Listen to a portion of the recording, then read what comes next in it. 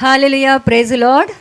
Jesus India TV channel के इस live session में सबका स्वागत है और आप सबका भी स्वागत है यीशु मसीह के उपस्थिति में, यीशु मसीह के राज्य में। हम लोगों ने यीशु मसीह के जीवन के बारे में जो एक सीरीज़ शुरू की है और यकीन करो ये सीरीज़ इतनी ज़्यादा पावरफुल है क्योंकि जितना ज़्यादा हम यीशु मसीह के जीवन के बारे में जितना ज़्यादा यीशु मसीह के जीवन के बारे में हम लोग समझ रहे हैं, जितना सत्य हमें समझ रहा है उतना वो सत्य हमें हमारे बंधनों से मुक्ति दे रहा है। और हम पा रहे हैं कि सच में यीशु मसीह कितना महान, कितना सामर्थ्य, कितना प्रेम का परमेश्वर है।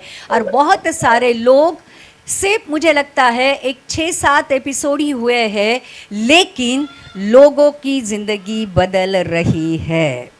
और हमारे पास गवाह है कि लोग अब प्रार्थना करने लगे हैं, बाइबल पढ़ने लगे हैं। कई लोग तो घुटनों पर आकर परमेश्वर की प्रार्थना कर रहे हैं।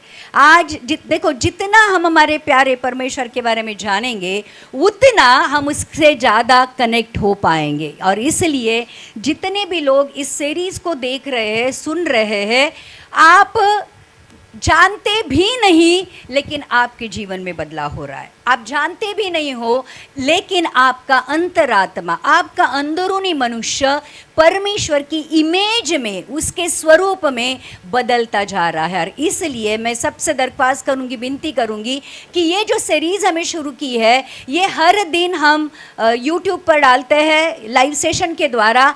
प्लीज़ ज़रूर उसको सुनिएगा। और ये वचन यहाँ पे भी चर्च में भी हम लोग हर दिन 8:30 बजे से 9:30 बजे तक बांटते हैं।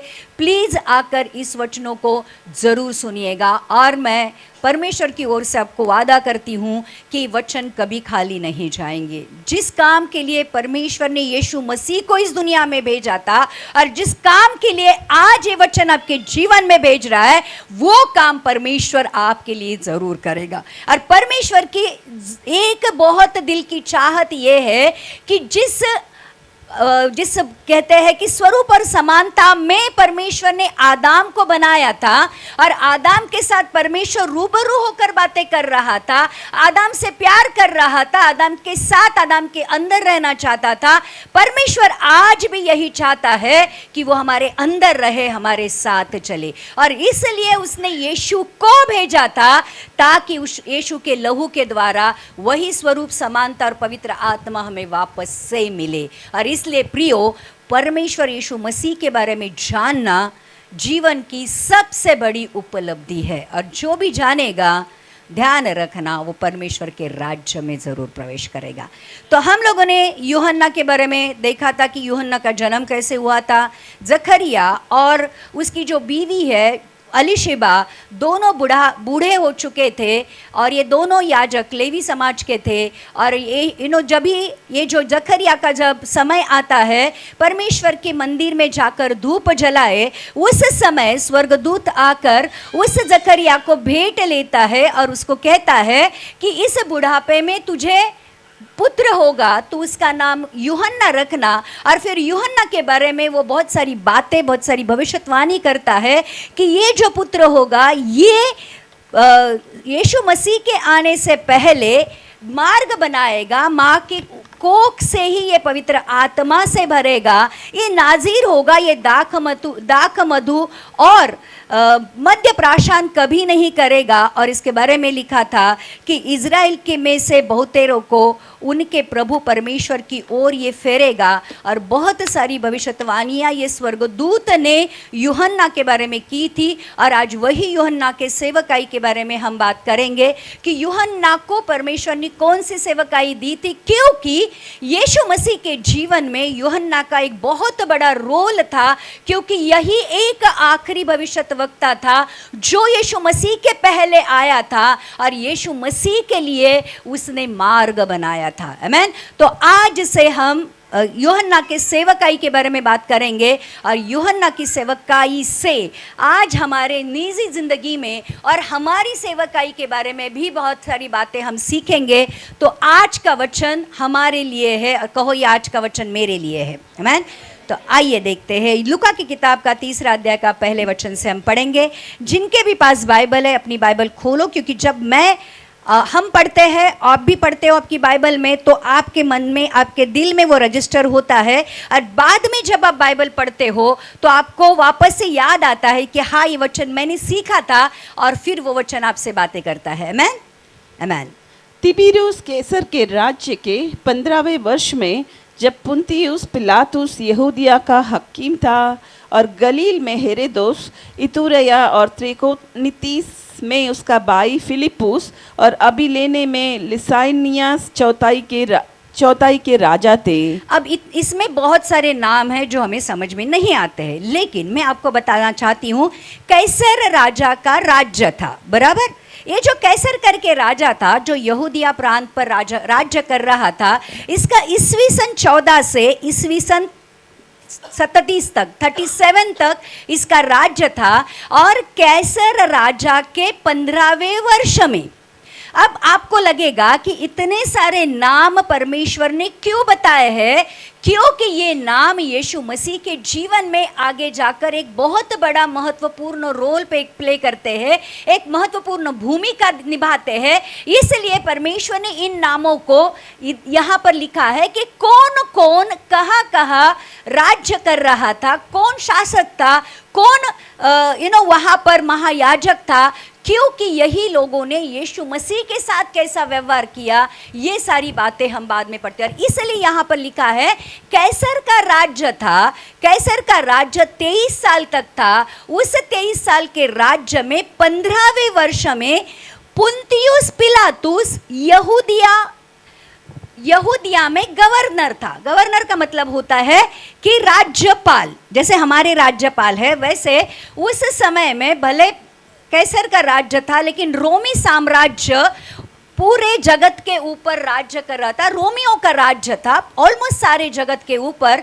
और रोमी साम्राज्य ने क्या किया था, उनका जो खुद का राज्य था वो रोम में था, लेकिन जहाँ जहाँ उन्होंने अपने राज्य को फैलाया था, अपने राज्य का एक रिप्रेजेंटेटिव जिसको गवर्नर कहते हैं, उसको उसने हर एक देश में डाला था। और वो जो गवर्नर है या जो राज्यपाल हुआ करता था, रोमी साम्राज्य को रिप्रेजेंट करता था, और रोमी साम्राज्य के जो भी नियम है वहाँ पर उस देश में लागू हुआ करते थे।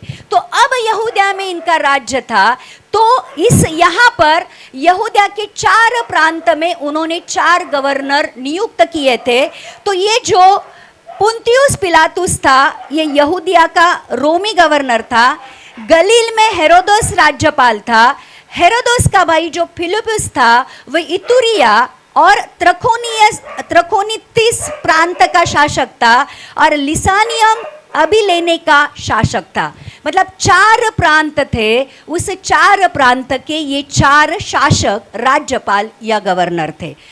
ये जानना ज़रूरी है, क्योंकि अगर परमेश्वर ने यहाँ पर क्लियरली लिखा है तो इसका परमेश्वर के जीवन के साथ कहीं ना कहीं कनेक्शन था। आगे लिखा है, और जब हन्ना और कैफा महायाजक थे, उस समय परमेश्वर का वचन जंगल में जकरिया के पुत्र यूहन्ना के पास पहुंचा। हन्ना और कैफा ये यरूशलेम में जो मंदिर था, उस मंदिर में महायाजक थे। ध्यान रखना, क्योंकि हन्ना और कैफा भी यीशु मसीह के जो आखिरी दिन थे, वहाँ क्रूस पर देने का समय था, इन लोगों का एक बहुत बड़ा रोल उन लोगों ने प्ले किया था। और ध्यान रखना, यूहन्ना कि जो यूहन्ना यीशु मसीह से 6 महीना बड़ा था, और 6 महीने के बाद, जैसे यूहन्ना पैदा हुआ, 6 महीने के बाद यीशु मसीह का जन्म हुआ था।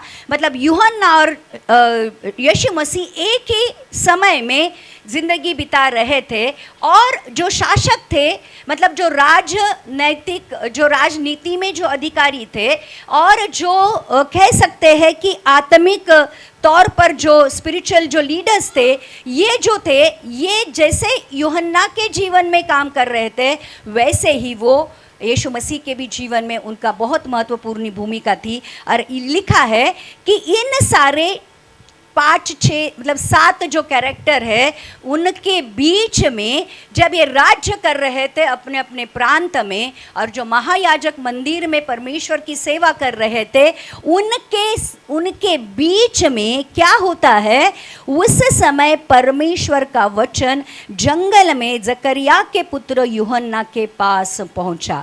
अब यूहन्ना जो परमेश्वर के लिए माँ की कोख से ही अलग किया गया था, परमेश्वर ने जकरिया और एलिशिबा को उनके बुढ़ापे में पुत्र दिया था, जबकि उनकी उम्र ऐसी थी कि उनको पुत्र होना असंभव था।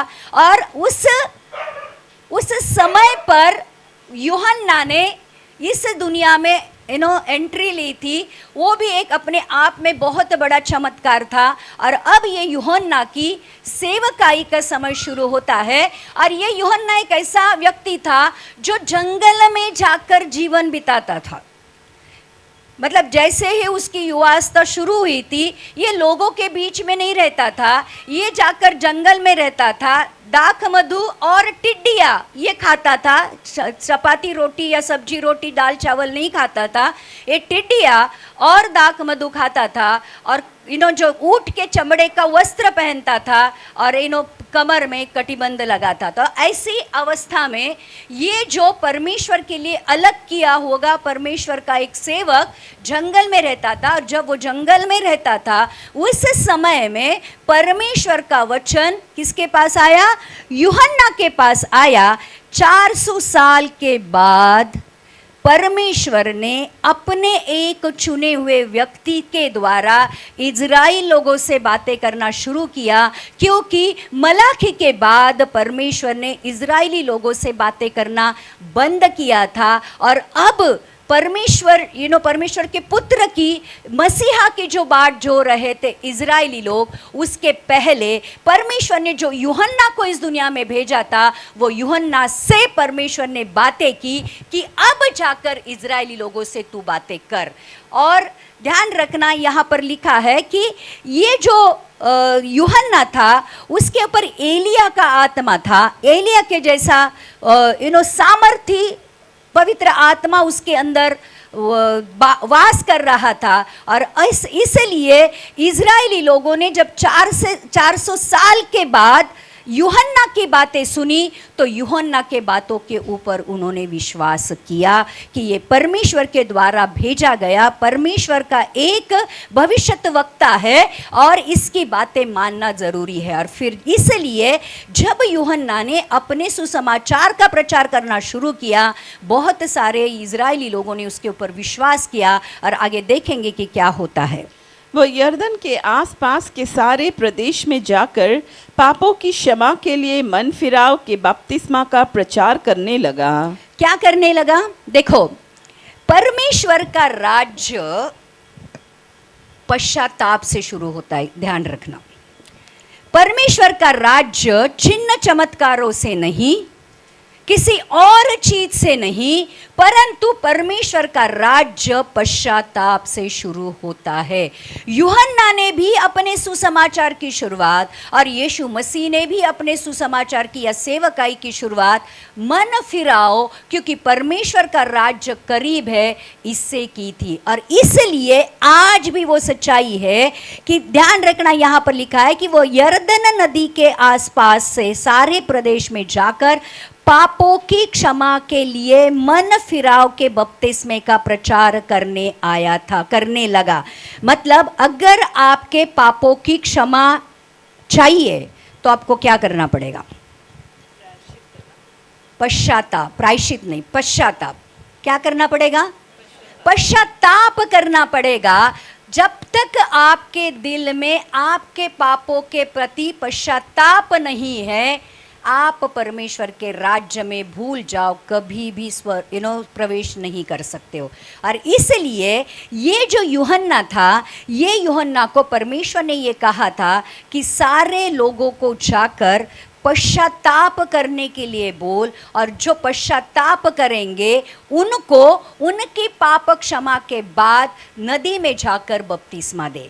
तो प्रियो, यूहन्ना एक ही अंतिम और अति महान भविष्यद्वक्ता था, उसके बाद कोई भी भविष्यद्वक्ता नहीं भेजा गया। यूहन्ना सबसे महान कह सकते हैं और अंतिम भविष्यद्वक्ता था, और इसलिए इजरायली लोगों ने उसकी बात मानी। और आगे लिखा है, जैसे यशायाह भविष्यद्वक्ता के कहे हुए वचनों की पुस्तक में लिखा नहीं, बस यहाँ तक ही पढ़ेंगे हम लोग। ये जो मन फिरा और पापों की क्षमा के लिए बपतिस्मा लो, क्योंकि परमेश्वर का राज्य, स्वर्ग का राज्य निकट है, ये उसने जब प्रचार करना शुरू कर दिया प्रियो, तो जैसे जहाँ वो जाता था और लोगों को कहता कि मन फिराओ क्योंकि परमेश्वर का राज्य करीब है, पाप क्षमा के लिए बपतिस्मा लो।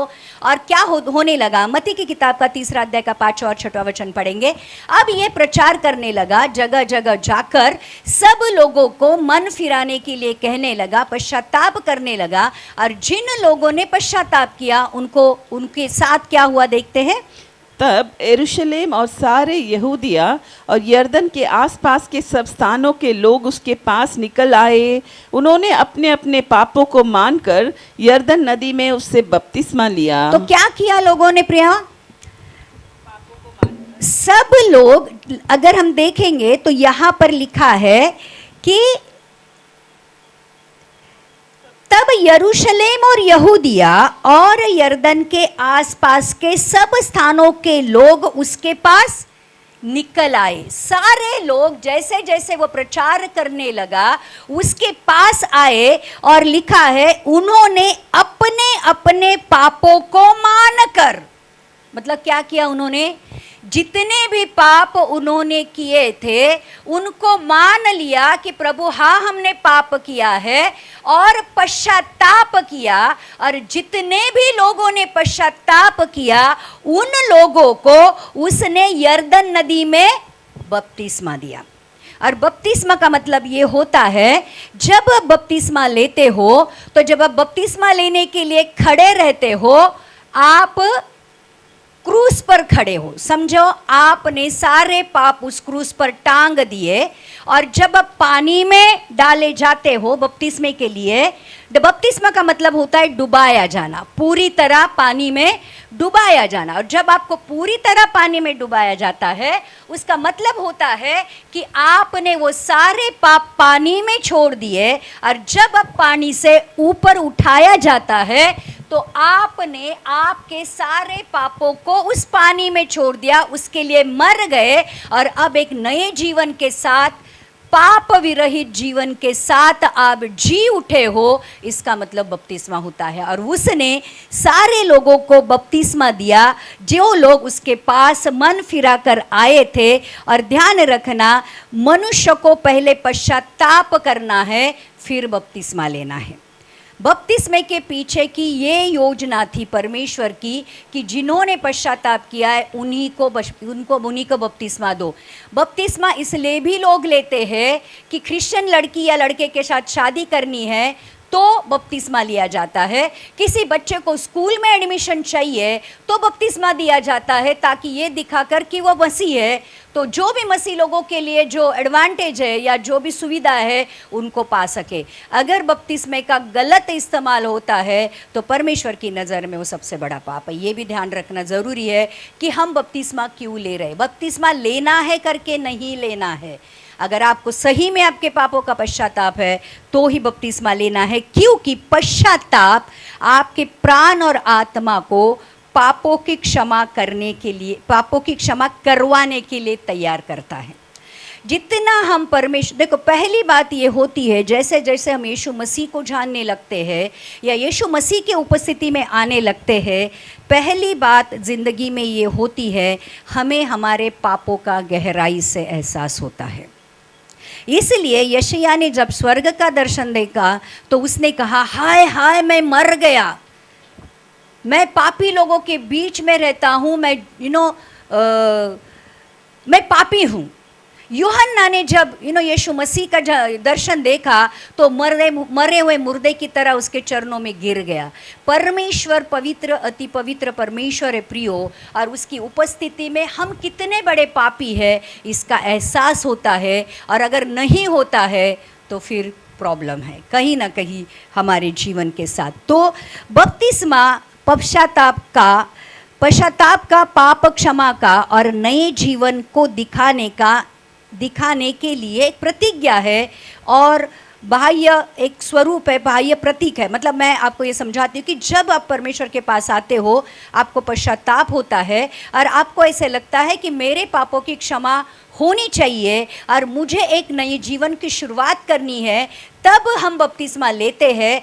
तो हम परमेश्वर को ये कहते हैं कि प्रभु अब मैंने पापी जीवन छोड़ दिया है, अब मैं तेरी पवित्रता में चलना चाहता हूँ। और फिर जैसे एक विधि होती है, जैसे एक आदमी और एक औरत बिना शादी के इकट्ठा रहते हैं तो उसको व्यभिचार कहते हैं, बराबर। वैसे ही जब हम अपने पापों को मान लेते हैं, पश्चाताप करते हैं, तो विधि होती है बपतिस्मा की। अगर कोई लड़का या लड़की जब शादी करते हैं और इकट्ठा रहते हैं तो दुनिया उनको कुछ नहीं कहती है, क्योंकि उन्होंने एक विधि का पालन किया है जिसके अंतर्गत वो अब शादीशुदा है, अब रह सकते हैं इकट्ठा। वैसे ही जब हम पाप पश्चाताप करते हैं, पापों की क्षमा करवाने के लिए, पापों की क्षमा हो जाती है, तो बपतिस्मा लेना एक विधि है जो हम खुद को और सबको बताते हैं कि मैंने अपना मन फिराया है, मैंने पश्चाताप किया है, मैंने खुद से और परमेश्वर से ये वादा किया है कि मैं अब पाप के मार्ग पर नहीं चलूँगा, अब मैं परमेश्वर के पीछे पवित्रता के मार्ग पर चलूँगा। और यही सही तरीका है पश्चाताप करके बपतिस्मा लेने का। तो परमेश्वर का वचन यूहन्ना के पास आता है और वो वचन का प्रचार करता है। वचन जगह जगह पहुंचता है, लोगों के दिलों तक पहुंचता है, लोग वचन को सुनकर पश्चाताप करते हैं और लोग पानी का बपतिस्मा लेने लगते हैं। और यहूदिया, यरूशलेम से लेकर सारे पूरे उस जगह में बहुत सारे लोग, झुंड के झुंड, एक बहुत बड़ी भीड़ यूहन्ना के पास आती है और जितने भी लोग यूहन्ना के पास आते हैं उनको वो बपतिस्मा देता है। यूहन्ना के अंदर पवित्र आत्मा था और उसको पता था कि कौन लोग सही तरीके से पश्चाताप किए हुए लोग हैं, लेकिन और भी लोग थे जो इस भीड़भाड़ को देखकर यूहन्ना के पास आते हैं और वो लोग भी चाहते हैं कि यूहन्ना के द्वारा हमारा बपतिस्मा हो, लेकिन बिना पश्चाताप बपतिस्मा लेना परमेश्वर की ओर से पाप था, क्योंकि पवित्र आत्मा यूहन्ना के ऊपर था और पवित्र आत्मा यूहन्ना को बता रहा था कि किसने सच्चा पश्चाताप किया है और उन्हीं को वो बपतिस्मा दे रहा था। तो ध्यान रखना, बिना पश्चाताप परमेश्वर के राज्य में प्रवेश नहीं। समझ लो, क्या समझेंगे? अगर पश्चाताप नहीं है पापों का, पापों को छोड़ना नहीं हो रहा है, परमेश्वर में आने के बाद भी पाप पे पाप किए जा रहे हो, चर्च भी आ रहे हो, पाप भी कर रहे हो, वचन भी पढ़ रहे हो, गंदी चीज़ें भी देख रहे हो, यहाँ पे वचन भी सुन रहे हो, कानों से अलग कुछ गंदा बात भी सुन रहे हो, मुंह से स्तुति आराधना भी कर रहे हो, लेकिन मुंह से गालियाँ भी निकल रही है, श्राप भी निकल रही है, डेफिनेटली लिख के ले लो, आपका जीवन के पुस्तक में नाम नहीं लिखा जाएगा और ना ही परमेश्वर के राज्य में आपका कभी प्रवेश होगा। समझ ले। अभी देखते हैं कि किन लोगों को यूहन्ना ने बपतिस्मा नहीं दिया। आइए देखते हैं, मत्ती की किताब का 3 अध्याय का 7वें वचन से पढ़ेंगे। जब उसने बहुत से फरीसियों और सदुकियों को बपतिस्मा के लिए अपने पास आते देखा तो उनसे कहा, हे साप के बच्चों, तुम्हें किसने जता दिया कि आने वाले क्रोध से भागो। अब क्या हुआ, वो जो फरीसी लोग वो होते थे जो स्वधर्मी होते थे, मतलब खुद को वो धर्मी समझते थे या खुद को वो धर्मी कहलाते थे। उनको ऐसे लगता था सिर्फ हम ही धर्मी हैं, बाकी सारे पापी हैं। बराबर। तो ये जो खुद को धर्मी कहलाने वाले और एक ऐसा यहूदी लोगों का समाज था जो उत्साही तो थे लेकिन पाप के प्रति, मतलब लोगों के गले में उन्होंने व्यवस्था और परंपरा दोनों के ऐसे पत्थर डाल के रखे थे। ये समाज लोगों को परमेश्वर की व्यवस्था पालन करने के लिए और उन्होंने जो परंपराएं बनाई थी वो परंपरा का पालन करने के लिए इतने ज़्यादा स्ट्रिक्ट थे, जो नहीं पालन करते थे उनको वो शिक्षा करते थे। मतलब फरीसी लोगों का एक ऐसा समाज था जहाँ पर वो लोग व्यवस्था की किताब को पालन करने के लिए इतने कठोर थे, फिर चाहे परमेश्वर के वचन को वो ना माने, परमेश्वर के वचन को निरर्थक ठहरा रहे थे, लेकिन व्यवस्था और परंपरा को उन्होंने प्रथम स्थान दिया था। मतलब परमेश्वर का वचन ये कहता है कि अगर समझो शब्बात के दिन कुछ काम नहीं करना है, लेकिन फिर यीशु मसीह उनको पूछ रहा था, अगर आपका कोई प्राणी, कोई जैसे कोई बैल या कोई गाय अगर किसी खड्डे में गिरती है तो शब्बात है तो क्या आप उसको निकालोगे? नहीं। मतलब ये लोग इतने परंपरा और व्यवस्था के अधीन थे कि कठोर हुआ करते थे और लोगों के ऊपर बहुत ज़्यादा जुल्म और ज़बरदस्ती करते थे। सदूकी वो हुआ करते थे, एक उग्र और बुद्धिवादी संप्रदाय था। ये जो गुरु रब्बी जो थे, ऐसे लोग थे जो अलौकिक बातें जो परमेश्वर ने कही थी कि जैसे स्वर्गदूतों को नहीं मानते थे, दुष्टात्माओं को नहीं मानते थे और ना ही ये लोग पुनरुत्थान को मानते थे। ये लोग बुद्धिवादी थे, ये अभ्यासक थे, ये गुरु थे, ये रब्बी थे, लेकिन ये लोग जो सदूकी थे ये स्वर्गदूतों को नहीं मानते थे, दुष्टात्माओं के उपस्थिति को नहीं मानते थे और ना ही पुनरुत्थान को मानते थे। ऐसे फरीसी और सदूकी जब यूहन्ना के पास बपतिस्मा लेने के लिए आते हैं, शायद भीड़ को देखकर, और चाहते थे कि बिना पश्चाताप करे परमेश्वर के राज्य में प्रवेश करे, तो यूहन्ना उनके इंटेंशन को समझता है कि ये कौन से विचार से उसके पास आए हैं, और फिर उनको ये कहता है, क्या कहता है, ये बहुत बड़े अधिकारी है, ये बहुत बड़े समाज के क्रीम लेयर वाले लोग हैं। फरीसी और सदूकी उस जमाने के उच्च पद वाले लोग थे, अमीर लोग थे। ऐसे लोगों को यूहन्ना क्या कहता है? हे सांप के बच्चों। क्या कहता है? इतने कड़े शब्द में उसको कहता है कि हे सांप के बच्चों। सांप का मतलब यहाँ पर ये है, एक विषैला फन वाला नाग जो काटता है तो इंसान मर ही जाएगा। और ये क्या करता है, ये नाग कैसे होते हैं पता है? सांप तब काटता है जब आप उसको सताते हो या उसके टेरिटरी में आते हो। जैसे अगर सांप के ऊपर पैर ये हो गया तो ही सांप काटता है, लेकिन नाग जो रहता है वो आकर काटता है। दो बातें हैं। एक सांप वो होते हैं जो अगर उनको सताया जाए तो ही आपको उनके सेल्फ डिफेंस में काटेंगे, लेकिन कई नाग ऐसे होते हैं आपको, आप सोए भी रहेंगे तो भी आके काटेंगे और चले जाएंगे। तो ये जो लोग थे, परमेश्वर के वचन में लिखा है कि सांप के बच्चों, शैतान के पिल्लो, एक जगह लिखा है कि तुम्हें किसने जता दिया, किसने बताया कि आने वाले क्रोध से भागो या बचो। आमीन। तुमने जो किया है उसको तुमको भुगतना पड़ेगा।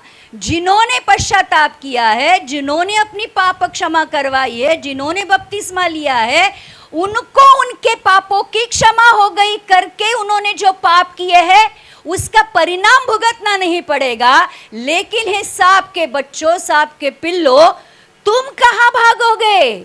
तुमने जो किया है वो तुमको भुगतना पड़ेगा, और वो भी नरक की आग में। आप परमेश्वर के आने वाले क्रोध से नहीं बच सकते क्योंकि आपने पश्चाताप नहीं किया है। और 8वां वचन ये कहता है, इसलिए मन फिराव के योग्य फल लाओ। अब प्रॉब्लम ये है, देखो पश्चाताप में आप थोड़ा सा, ये वचन हमारे लिए भी मैं लेती हूँ क्योंकि हमें पश्चाताप का सही मतलब नहीं पता है। पश्चाताप जैसे सॉरी फील करना पश्चाताप नहीं है, बराबर। हमने किसी को गाली दी, किसी के ऊपर गुस्सा किया और हमको सॉरी फील हुआ कि नहीं मैंने उसका दिल नहीं दुखाना चाहिए था, हम उसको जाकर सॉरी बोलते हैं, लेकिन अगले दिन वही करते हैं।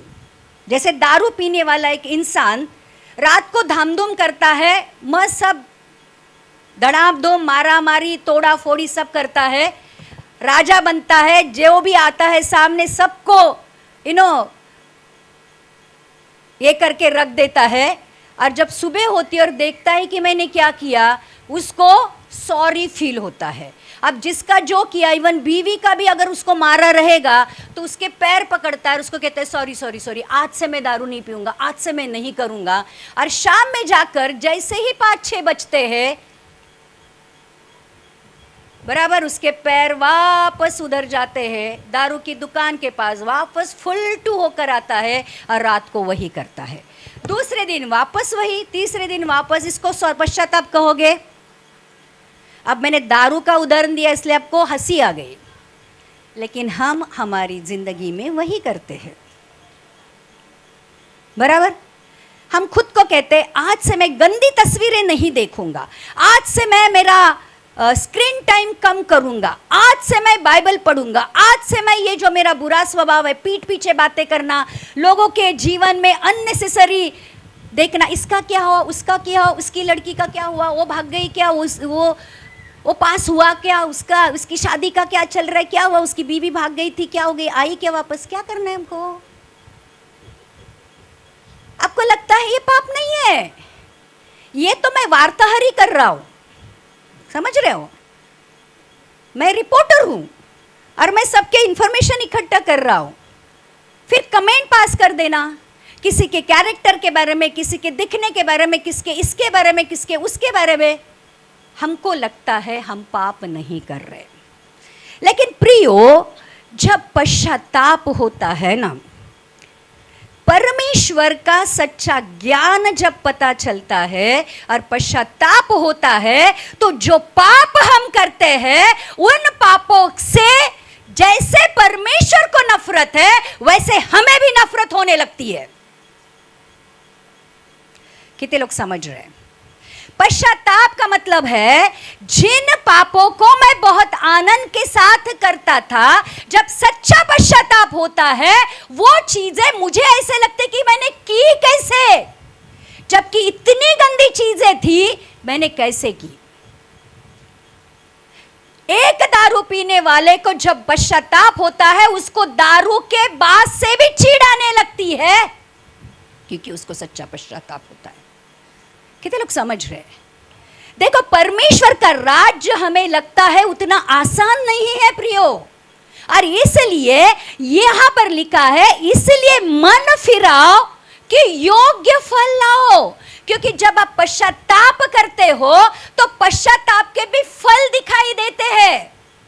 हमको ऐसा लगता है मैंने पश्चाताप किया, मैंने पश्चाताप किया। अगर पश्चाताप किया है तो आपका बदला हुआ जीवन आपको भी और आपके इर्द गिर्द के लोगों को भी पता चलता है कि हाँ, सच में ये बदल गया है।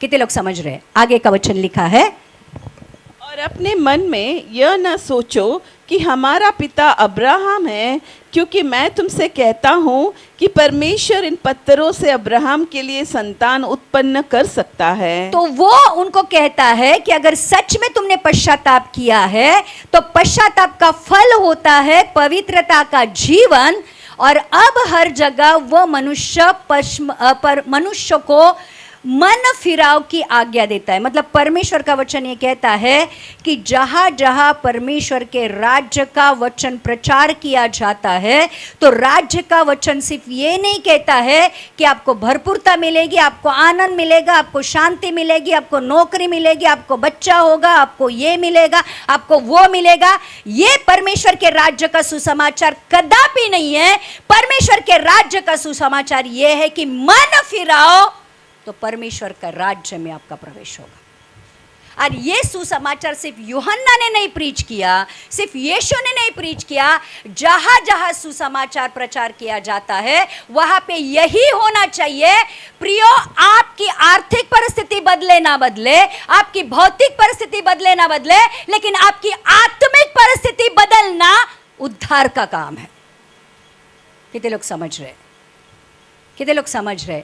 अगर परमेश्वर में होते हुए भी आपको कतई पश्चाताप नहीं है, जैसे गाड़ी पहले चलती थी अभी भी वैसे ही चल रही है, तो आपकी गाड़ी में यीशु नहीं है। कितने लोग समझ रहे?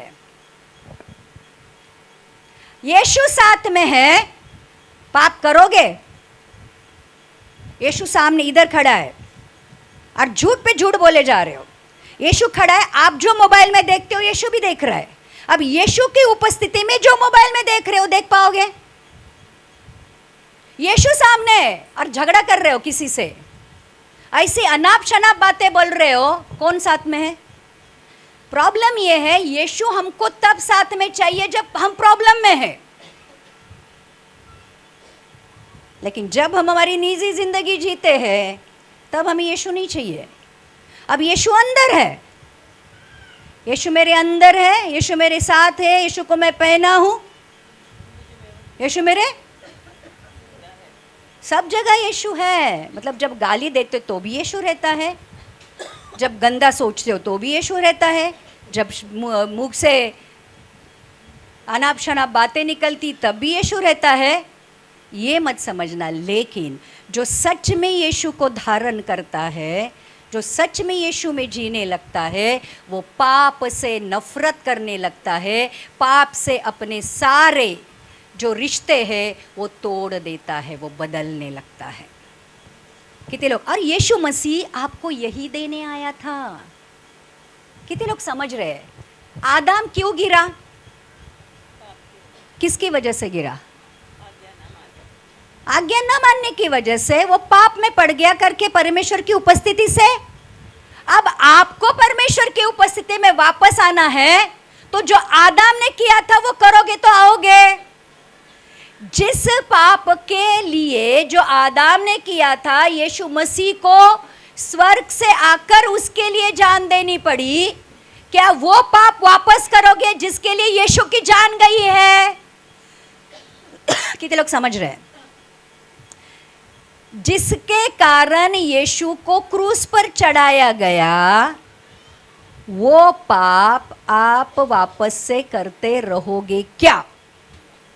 मतलब यीशु को बार बार बार बार बार बार क्रूस पर चढ़ाते रहोगे? कितने लोग समझ रहे हैं? आज का वचन किसी को अच्छा नहीं लग रहा है, ठीक है, चलो आगे बढ़ते। तो यहां पर लिखा है कि और अपने अपने मन में सोचो कि हमारा पिता अब्राहम है। देखो, यहूदी लोगों की सबसे बड़ी प्रॉब्लम ये थी, उनको लग रहा था कि हम अब्राहम की संतान हैं, बराबर। अगर अब्राहम की संतान है तो हमारा परमेश्वर के राज्य में स्थान पक्का है। लेकिन यूहन्ना उनको ये कहता है कि अपने मन में जो तुम सोच रहे हो कि हम अब्राहम हमारा पिता है या हम अब्राहम की संतान है, क्योंकि मैं तुमसे कहता हूं कि परमेश्वर इन पत्थरों से अब्राहम के लिए संतान उत्पन्न कर सकता है। तो यहूदी लोग अपने आप को अब्राहम की संतान कहते थे और उद्धार पाने के लिए उनको लग रहा था कि पश्चाताप की जरूरी नहीं है, परंतु अब्राहम की संतान होना काफी है। लेकिन आपकी वंशावली अब्राहम से आती है, परंतु पश्चाताप से ही उद्धार आता है। ये यूहन्ना उनको समझाना चाहता था। इस दुनिया का कौन सा भी इंसान ले लो, कितना भी बड़ा यहूदी या कितना भी बड़ा याजक या कितना भी बड़ा राजा ले लो, हरेक को परमेश्वर के राज्य में अगर प्रवेश चाहिए तो पश्चाताप करना जरूरी है। आप कितने बड़े हो इससे कोई फर्क नहीं पड़ता, क्योंकि परमेश्वर इन पत्थरों से, जहां से आपने सोचा भी नहीं होगा, वहां से अब्राहम के लिए संतान पैदा कर सकता है। इतनी सामर्थ वो रखता है। अब्राहम के लिए संतान पैदा करना परमेश्वर के लिए कोई भी असंभव नहीं है, लेकिन आपके अब्राहम की संतान होने की, अब्राहम आपका पिता होने पर जो आपका गर्व है वो मत करो, क्योंकि एक ही बात उद्धार के लिए ज़रूरी है। इंसान कितना छोटा है, कितना बड़ा है, कितना अमीर है, कितना गरीब है, कितना इन्फ्लुएंशियल है, कितना निचला है, कितना ऊंचा है, कितना छोटा है, नीचा है, ये परमेश्वर नहीं देखता। परमेश्वर ये देखता है कि किसने पश्चाताप किया है, सच्चा पश्चाताप किया है और उद्धार के मार्ग पर चल रहा है। आमीन। आज अगर वो बातें उस ज़माने के लिए ज़रूरी थी तो उससे कई ज़्यादा आज के ज़माने के लिए ज़रूरी है। क्यों पता है? क्योंकि अभी पाप बढ़ रहा है और प्रेम ठंडा हो रहा है। आमीन। तो आज के लिए मुझे लगता है उतने पाप नहीं थे, अब पाप की तादाद भी बढ़ गई है, पाप करने के तरीके भी बदल गए हैं और बढ़ रहे हैं। तो उन लोगों को जितनी ज़रूरत नहीं, उससे कई ज़्यादा ज़रूरत आज हमारी ज़िंदगी में हमें पश्चाताप की है, क्योंकि हमारी ज़िंदगी में भी पापों की कमी नहीं है। और आगे का वचन कहता है 3:10 में लिखा है, अब कुलाड़ा पेड़ों की जड़ पर रखा हुआ है, इसीलिए जो जो पेड़ अच्छा फल नहीं लाता वह काटा और आग में झोंका जाता है। 2025 साल पहले यूहन्ना कहता है कि अब कुलाड़ा पेड़ के वो जो स्टेम रहता है उसके ऊपर नहीं, कहाँ रखा है? जड़ के ऊपर। मतलब परमेश्वर ऊपर वाला नहीं, नीचे जो जड़े है उसके ऊपर कुलाड़ा रखा है और ऊपर पेड़ की तरफ देख रहा है। वो नीचे की ओर कुलाड़ा रखा है और कहाँ देख रहा है? पेड़ के ऊपर क्या आते हैं? क्या आते हैं? अब परमेश्वर कहता है 2000 साल पहले कि कुलाड़ा पेड़ के जड़ के ऊपर रखे हैं और परमेश्वर पेड़ की ओर देखकर यह अपेक्षा करता है आप कौन से फल ला रहे हो।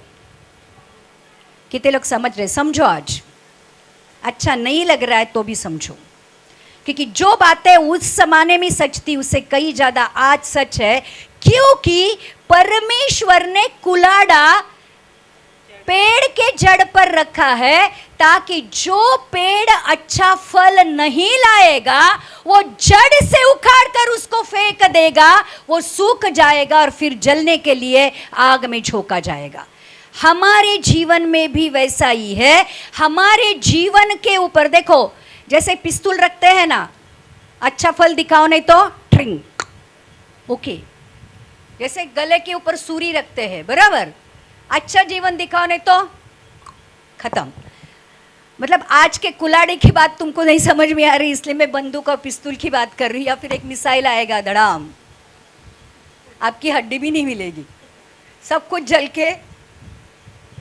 मतलब अब मृत्यु कभी भी आ सकती है, अभी जजमेंट कभी भी हो सकता है। कुलाड़ा पेड़ के ऊपर मतलब परमेश्वर आके ऐसा नहीं करेगा, परमेश्वर आकर ऐसा नहीं करेगा, परमेश्वर आकर ऐसा नहीं करेगा।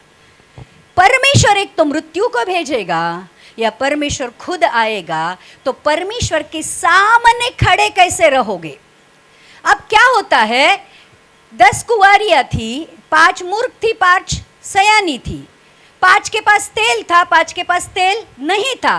तेल का मतलब पता है आपको क्या है? तेल का मतलब है आपने जितने भी अच्छे काम किए हैं पवित्र वचन और पवित्र आत्मा के द्वारा, उसको तेल कहते हैं। अब ये जिंदगी भर इकट्ठा करना पड़ता है, एक टाइम की बात नहीं है। आपके अच्छे कर्म जो पवित्र आत्मा और पवित्र वचन के द्वारा आपने किए हैं वही आपको स्वर्ग लेके जाने वाले, ध्यान रखना। कितने लोग समझ रहे? इसलिए कुल्हाड़ा अंतिम दिन वह जब से शुरू हो गए थे, तो परमेश्वर का वचन कहता है आज हम अंतिम से भी अंतिम दिनों में है। मृत्यु या यीशु का आना कभी भी हो सकता है। कुल्हाड़ा ऑलरेडी जड़ के ऊपर रखा है और परमेश्वर आपके जीवन से फलों की अपेक्षा कर रहा है।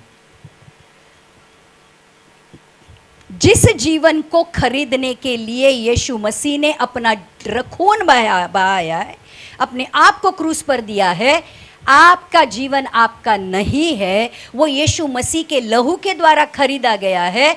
आप एक रेंटेड हाउस में रह रहे हो जो कभी भी आपको खाली करना पड़ेगा।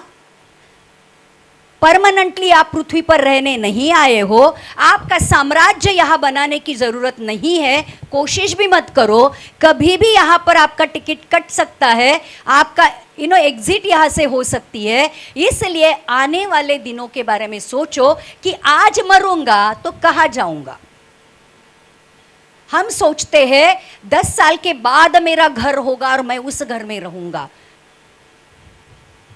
कितने लोग समझ रहे? समझो, क्योंकि आज ही कुलाड़ा जड़ पेड़ के जड़ के ऊपर रखा है और लिखा है कि जो पेड़ अच्छा फल नहीं लाता वो काट कर आग में झोंका जाता है।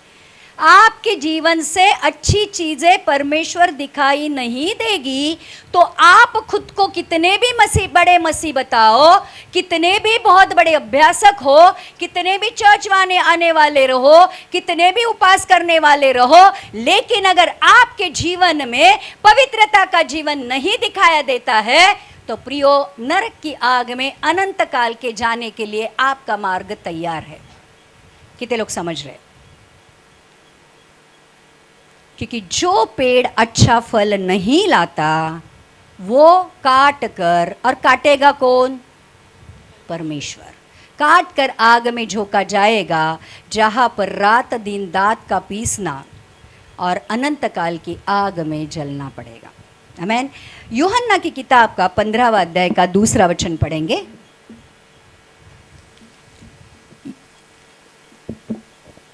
जो डाली मुझ में है और नहीं फलती उसे वह काट डालता है, और जो फलती है उसे वह चाटता है ताकि और फले।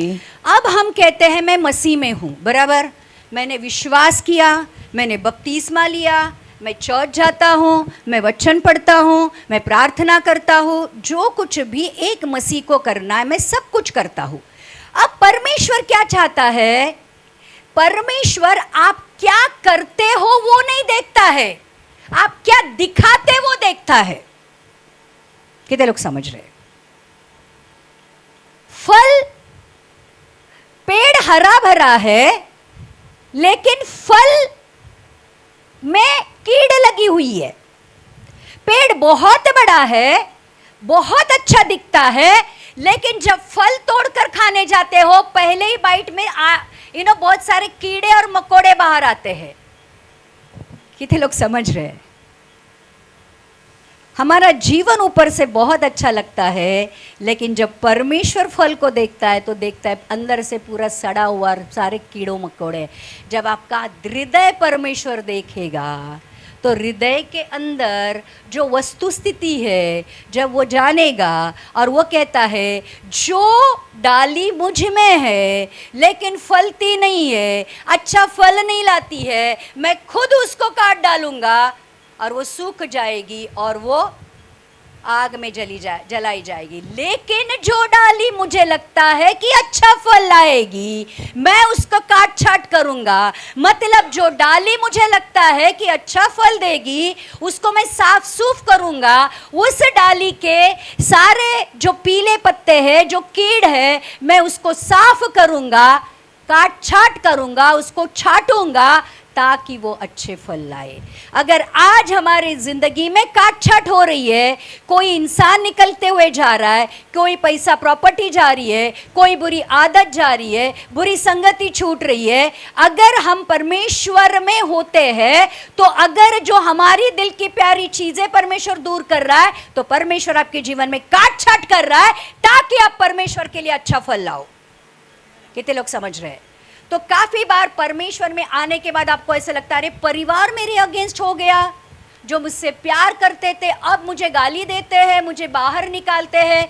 जो मेरे दोस्त थे, मैं चर्च आने लगा हूं तो मुझे ये कहने लगे कि चल चल तू हमारे साथ नहीं आने का। मेरा अच्छा खासा भ्रष्टाचार वाला बिजनेस खत्म हो रहा है। आप समझ रहे हो? आप जहां पर आपकी आपकी आशा और आपकी ताकत थी, वो परमेश्वर निकाल के लेके जा रहा है।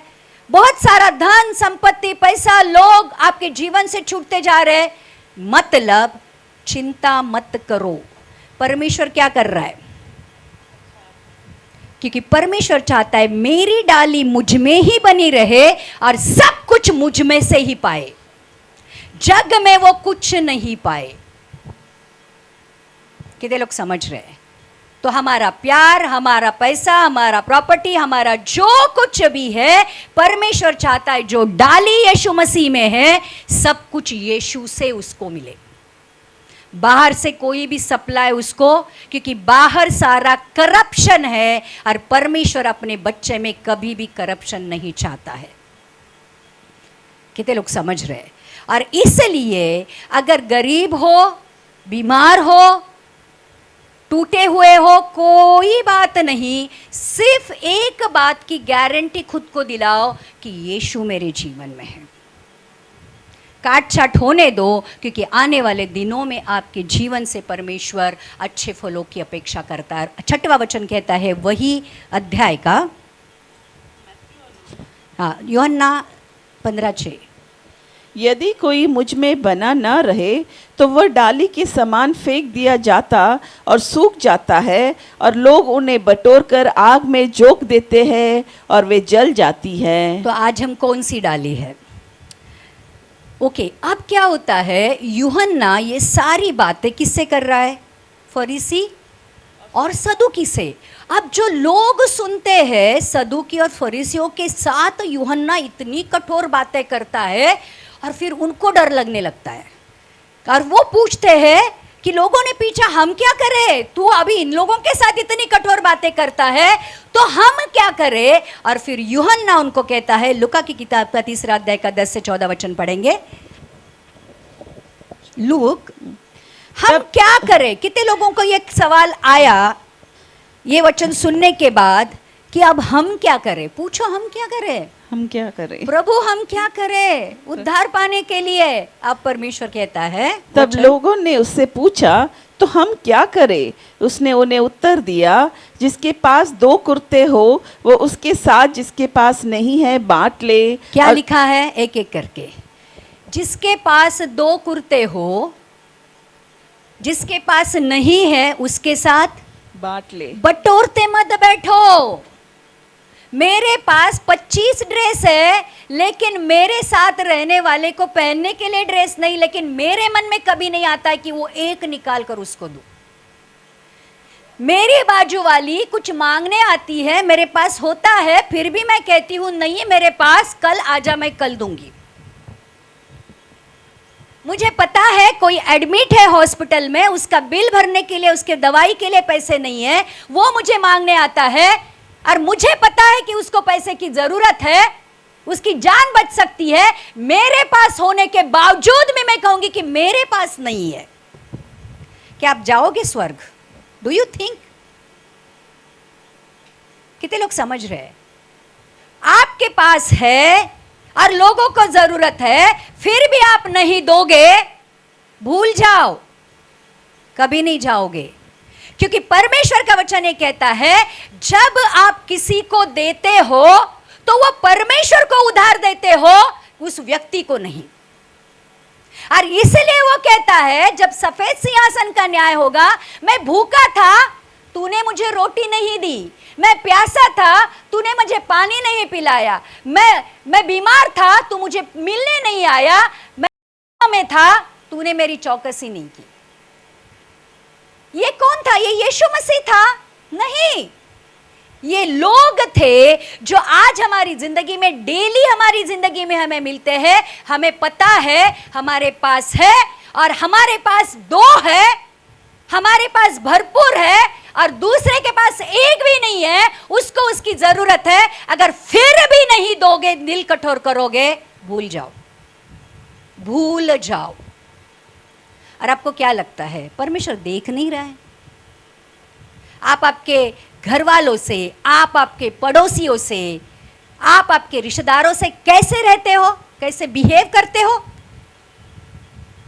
आप दिखाने के लिए बहुत अच्छा दिखाते हो कि मैं बहुत अच्छा हूं, लेकिन दिलों का जांचने वाला, दिलों का बनाने वाला नहीं जानता है कि आप कैसे हो और आप क्या कर रहे हो।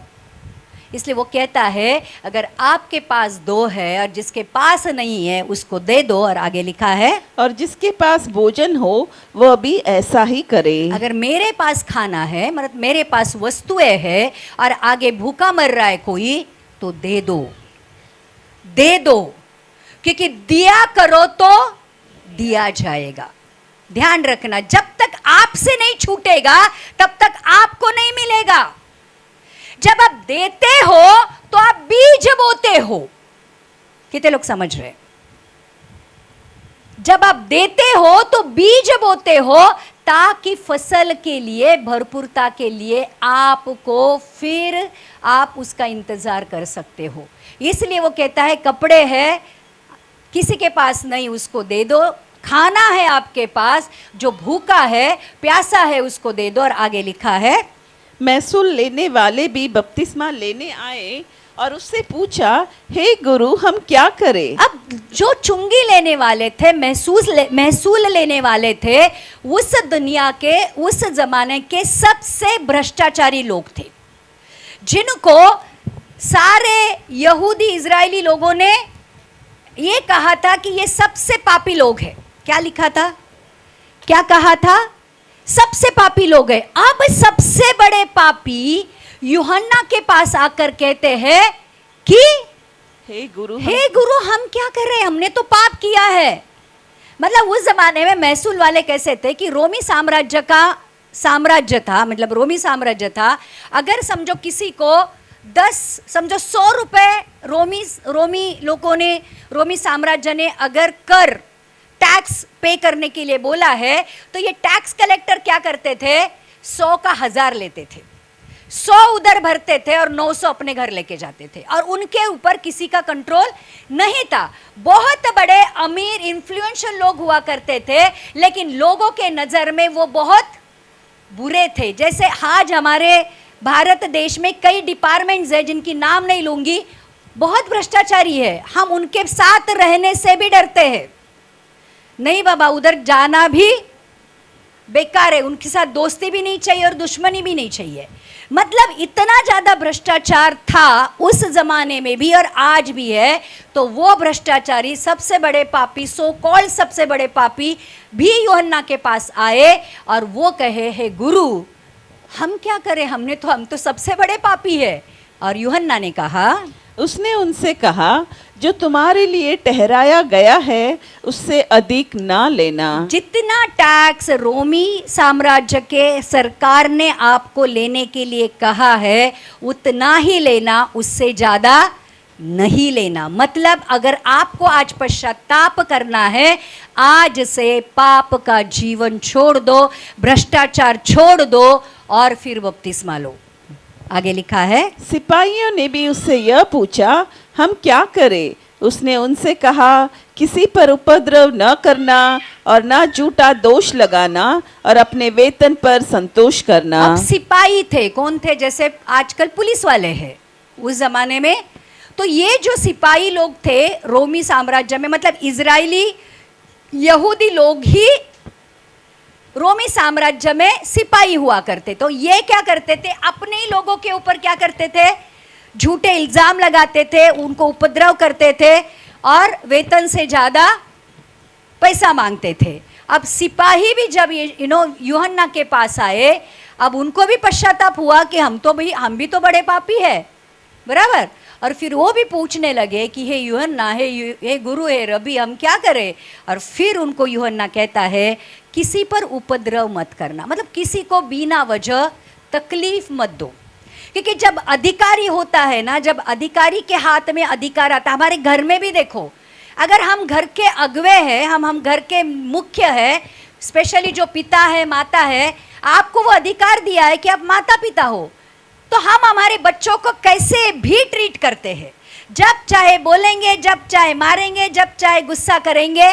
ध्यान रखना, जो तुम दूसरों के साथ करते हो वैसे ही पिता आपके साथ करेगा।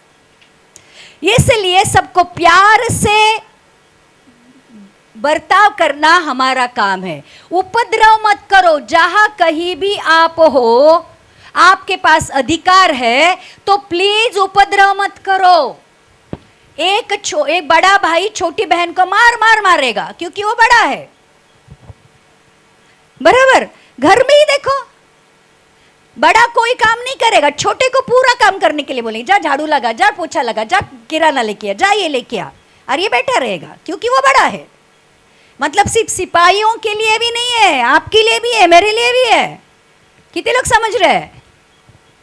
आप बड़े हो करके आपको गाली देने का अधिकार नहीं है, दूसरों को गुलाम बनाने का अधिकार नहीं है। कितने लोग समझ रहे हैं? जो बॉस है, आपकी कोई कंपनी है, आप बॉस हो, अपने कर्मचारियों को कैसे भी बोलो, कैसे भी करो, क्योंकि आपके हाथ के नीचे काम करते हैं, आप पगार देते हो। इसका मतलब ये नहीं है उनके जीवन को आपने खरीद लिया है। कितने लोग समझ रहे हैं? उपद्रव मत करो, दूसरों को सताना बंद करो। कितने लोग समझ रहे हैं? आगे लिखा है कि दोष न लगाना और झूठा दोष नहीं लगाना। झूठा दोष, हम कितने झूठा दोष लगाते हैं, बराबर। अपनी बात प्रूव करने के लिए हम कहां कहां तक जाते हैं। मैं ही सच हूं, मैंने जो बोला वो काले पत्थर के ऊपर की रेग है, बराबर। और झूठ को प्रूव करने के लिए हम और झूठ और झूठ और झूठ ऐड करते हैं। यस और नो? झूठा दोष मत लगाना। और लिखा है जो कुछ भी आपके पास है उसी में संतोष करो। ज्यादा की अपेक्षा मत करो और ज्यादा के पीछे जाकर अपने उद्धार को मत गवाओ, अपने प्राण को मत बेचो। कितने लोग समझ रहे हैं? जो कुछ भी है, कपड़े है पहनने के लिए, रहने के लिए, घर है, 2 वक्त की रोटी है, एक अच्छा काम है, संतोष करो, परमेश्वर को धन्यवाद दो। अगर परमेश्वर को देना है तो स्वर्ग फाड़ के ऐसा ही देगा, क्योंकि जहां तुम्हारा धन है वहां तुम्हारा मन है। अभी भी यहां पे बैठे हो, लेकिन मन कहां कहां जाके आया पता नहीं। कई लोग सो रहे थे। कितने लोग समझ रहे हैं? तो सही बपतिस्मा वो है जिन्होंने पश्चाताप किया। और देखो प्रियो, आज यूहन्ना ने हमें यही सिखाया है कि पश्चाताप करो। सबसे ज़्यादा जब हम परमेश्वर के पास आते हैं तो हमारे मन में हमेशा पाप के प्रति एक घृणा होनी चाहिए। अगर मसीह में हो और फिर भी पाप करने में मज़ा आ रहा है, तो फिर सही में आप मसीह में हो कि नहीं, उसके ऊपर एक बहुत बड़ा क्वेश्चन मार्क है। कितने लोग समझ रहे हैं? हालेलुया। तो आज हम क्या करेंगे? वचन सुनने के बाद हम क्या करेंगे? क्या करेंगे?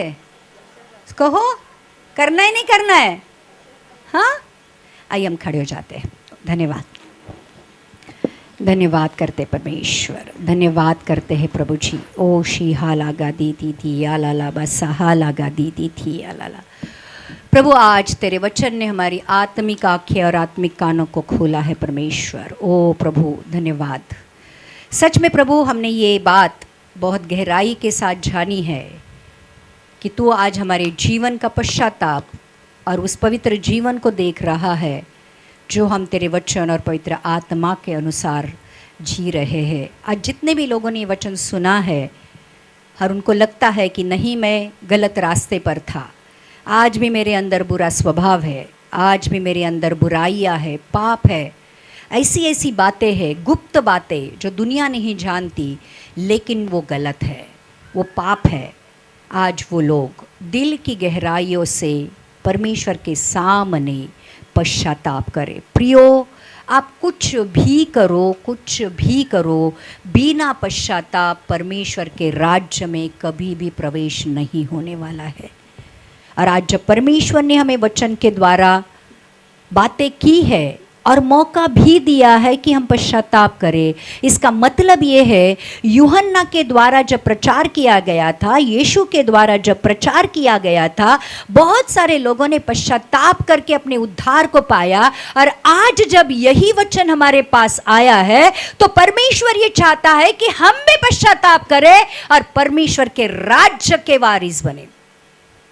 ये ऐसा ही वचन नहीं आया है हमारे पास, क्योंकि परमेश्वर चाहता है कि हम उसके राज्य में प्रवेश करें, इसलिए परमेश्वर ने ये वचन हमारे पास भेजा है। आमीन। तो आइए हम अपनी आंखों को बंद करते हैं। एक 2 मिनट के लिए पवित्र आत्मा आपसे बातें करेगा। पवित्र आत्मा आपसे बातें करेगा। आपके जीवन में आज जो भी पाप है, जो भी सीक्रेट पाप है, जो भी गुप्त बातें हैं, जो कुछ भी है जो आपको लगता है कि परमेश्वर की ओर से नहीं है, जो गलत है, आज वो परमेश्वर के सामने रख दो। यही मौका है अपने आप को शुद्ध करने का, यही मौका है अपने आप को पवित्र बनाने का। आँखों से जो पाप हुआ है, कानों से जो पाप हुआ है, मुख से जो पाप हुआ है, हाथों से जो पाप हुआ है, हृदय से जो पाप हुआ है, पेट से जो पाप हुआ है, जहाँ कहीं भी हमारे पैरों ने जाकर पाप किया है, आज आइए हम पश्चाताप करते हैं, पश्चाताप करते हैं, पश्चाताप करते हैं। Oh Jesus, thank you God, thank you Father, thank you Holy Spirit, thank you Holy Spirit। ओ प्रभु यीशु, तेरे पवित्र आत्मा को भेज, तेरे पवित्र आत्मा को भेज। और प्रभु आज हर एक सुनने वाला पश्चाताप करे, पश्चाताप करे, पश्चाताप करे, अपना मन फिराए, उन पापों का मार्ग छोड़कर प्रभु तेरे पास आए और खुद से कहे कि आज से मैं यीशु के जैसा पवित्रता का जीवन जीऊँगा। ओ प्रभु यीशु, आज हमें ये मौका दिया है, तूने हमारे हृदय के साथ ये बातें की है, इसलिए हम आपका धन्यवाद करते हैं, धन्यवाद करते हैं, धन्यवाद करते हैं प्रभु जी। O Jesus, thank you God, thank you God, thank you Jah, thank you Jesus. दिल में धीमी आवाज आई, अपने गुनाहों को मान, जान लिया मैंने आवाज उसकी, जिसका किया अपमान। दिल में धीमी आवाज आई, अपने गुनाहों को मान, जान लिया मैंने आवाज उसकी, जिसका किया अपमान। प्रार्थना में जो कुछ मांगा, पूरा करो अरमान। आइए हम पश्चाताप करते हैं। प्रार्थना में जो कुछ जो मांगा, भी पूरा करो अरमान। सारी खताएं मानता हूं। सब लोग अपनी आंखें बंद करें। तेरा करो जो कुछ भी आपको लगता है, ठीक है, गलत सारी आज पश्चाताप करें, पश्चाताप करें। मानता हूँ, तेरा करो अब ध्यान। प्रार्थना में जो कुछ मांगा, पूरा करो अरमान। क्यों करना है पता है आपको? जाना सभी को आखिर वहाँ है, होगा जहाँ इंसाफ। धो दे दिलों को आज हमारे, कर दो लहू से साफ। जाना सभी को आखिर वहाँ है, होगा जहाँ इंसाफ। धो दे दिलों को आज हमारे, कर दो लहू से साफ। प्रार्थना में जो कुछ मांगा, पूरा करो अरमान। सारी खताएं मानता हूँ, तेरा करूँ अब ध्यान। रो रो कर हमें हमारे पापों का पश्चाताप होना चाहिए। आज भी बहुत ज़्यादा कठोरता हमारे हृदय में है। वचन सुनने के बावजूद भी हम टस से मस नहीं होते हैं। अब यीशु मसीह आपके लिए क्या करे, आज परमेश्वर आपको सवाल पूछ रहा है। फिर भी हम वैसे की वैसे ही है। प्रियो, आज ही मौका है, ये आखिरी मौका समझकर अपने जीवन को परमेश्वर के हाथों में सौंप दो। वो आपका इंतजार कर रहा है उस उड़ाऊ पुत्र की बाप की तरह कि कब मेरा बेटा अपने आपे में आए, पश्चाताप करे और अपने बाप के पास दौड़ा चलाए।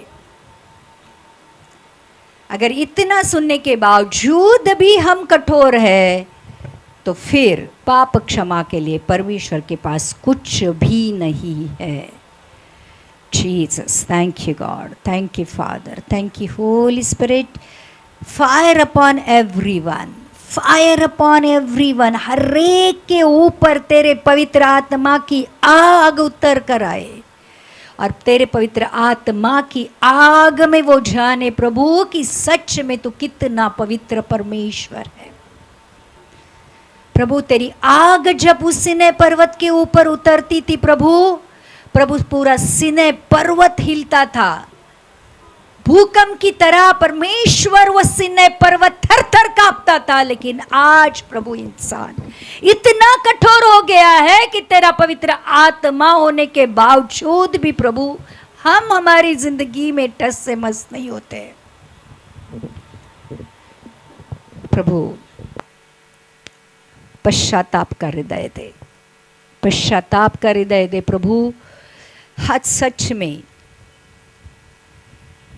हमें नहीं पता प्रभु और कौन से वचन के साथ तेरे लोगों से बातें करे, तू ही जानता है परमेश्वर।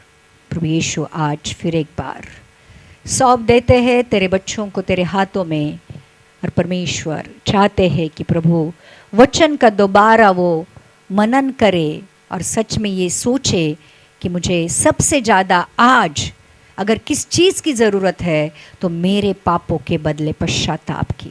और प्रभु आज जो भी लोग घुटने पे आकर सच में पश्चाताप करेंगे, रोएंगे अपने पापों के लिए और अपने हृदय को परमेश्वर आपके हाथों में सौंप देंगे और कहेंगे कि प्रभु तेरी मर्जी मेरे जीवन में पूरी हो, प्रभु आज सच में उनके लिए उद्धार का दिन होगा यीशु के नाम से। Yes father. हो शिकी थी आलाला बा शिकी थी आलाला साका थी आलाला ओली आलाला बा शिहाला गा दी दी दी दी दी आलाला माका शिकी थी साहाला गा दी दी थी आलाला। ओह pour out your spirit upon your people God Father। प्रभु तेरा वचन कहता है कि मैं तुम्हारे अंदर से कठोर हृदय निकाल दूंगा और तुम्हें मांसमय हृदय दूंगा और उस मांसमय हृदय के ऊपर मैं पवित्र आत्मा का अभिषेक करूंगा और तुम मेरे लोग कहलाओगे और मैं तुम्हारा परमेश्वर कहलाऊंगा। प्रभु आज तेरे बच्चों को परमेश्वर वो कठोरता से परे कर प्रभु। आज सच में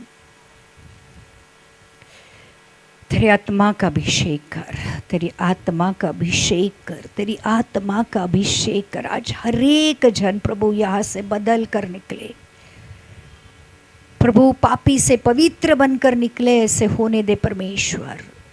यीशु तुझे अपने हृदय में भर कर निकले, ऐसे होने दे प्रभु जी। ओ प्रभु कब तक हम पाप में रहेंगे प्रभु जी।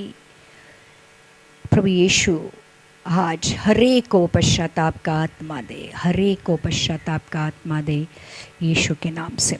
आमेन आमेन आमेन। आइए हम बैठ जाते हैं, लेकिन हम आज जितने भी लोग यहाँ पे बैठे हैं और ऑनलाइन आज हमारे साथ जुड़े हैं उन सारे लोगों के लिए प्रार्थना करेंगे जितने भी लोग आज बीमार हैं, जहाँ कहीं भी आपकी बीमारी है, आज परमेश्वर का आत्मा हमारे बीच में है। जहाँ कहीं भी आपकी बीमारी है वहाँ पे हाथ रखो, अगर नहीं रख सकते हो तो अपना हाथ अपने दिल के ऊपर रखो। आज हम प्रार्थना करेंगे प्रभु यीशु से कि प्रभु तेरा वचन कहता है कि तेरे कोड़े खाने से और तेरे लहू बहाने से हमें चंगाई मिल चुकी है।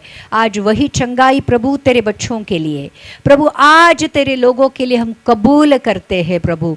सर से लेकर पांव तक हर एक सिस्टम में प्रभु आज जो भी बीमारी है उसको हम कहते हैं यीशु के नाम से निकल जाए, यीशु के नाम से निकल जाए। स्पेशली किडनी की बीमारी परमेश्वर यीशु के नाम से निकल जाए। हर एक पथरी, हर एक किडनी फेलियर यीशु के नाम से निकल जाए। दिल की हर एक बीमारी यीशु के नाम से निकल जाए। ब्लड प्रेशर, डायबिटीज यीशु मसीह के नाम से नॉर्मल हो जाए प्रभु। आज थायराइड और जो कोई भी प्रभु एंडोक्राइन सिस्टम की बीमारी है यीशु के नाम से चंगे हो जाए प्रभु यीशु। जिनका एसिडिटी है, हाइपर एसिडिटी है, यीशु के नाम से चंगी हो जाए।